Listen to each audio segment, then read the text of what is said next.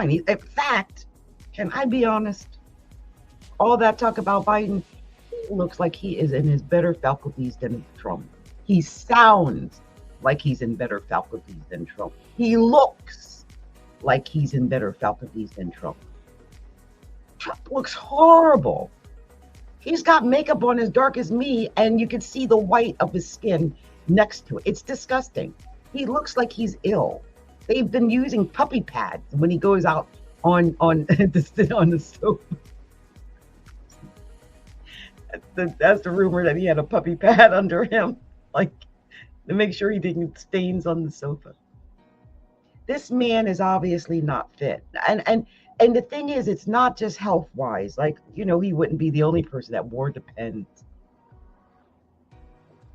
It's mental. It's dementia. It's whatever he's talking about. This weave that is always about Hannibal Lecter and electricity and windmills and sharks and things that have nothing to do with nothing. And I don't need that weave. In fact, if you're going to be weaving, we're going to weave you right on out of the contention for this presidency. We don't need that. We need a man or woman who speaks straight. We don't need talk salad. We know what talk salad is now because we know about narcissists.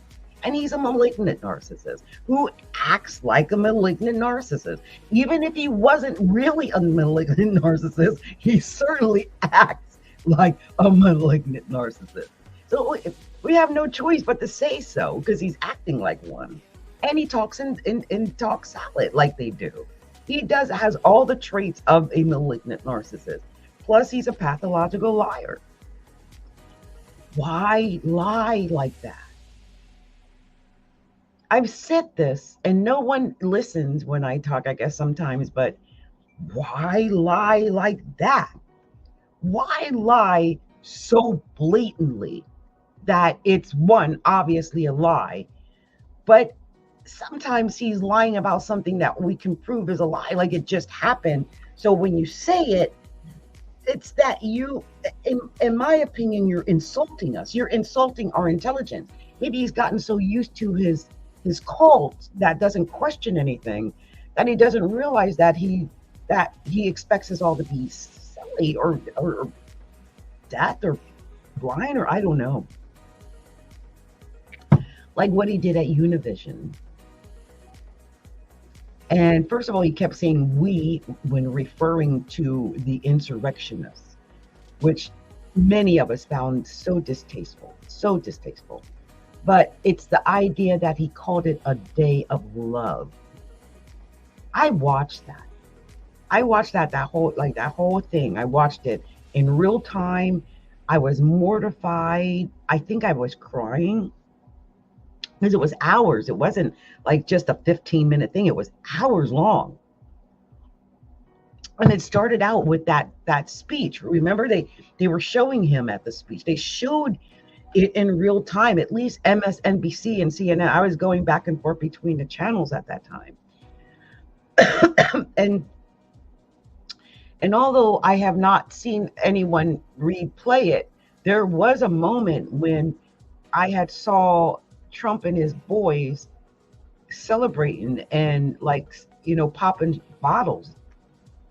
And I don't know if that's ever going to come up anywhere, but they were celebrating that.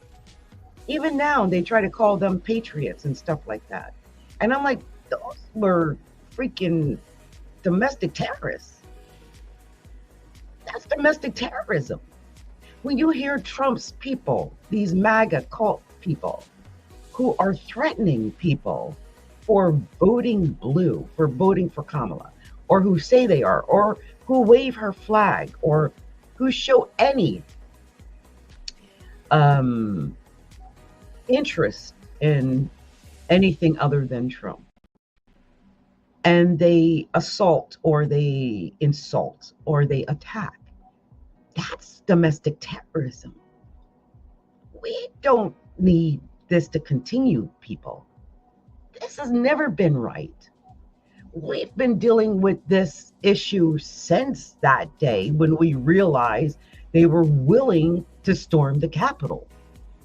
And I think since that day, I realize whenever I'm dealing with anybody who is supporting that or him, that I'm dealing with a potential domestic terrorist.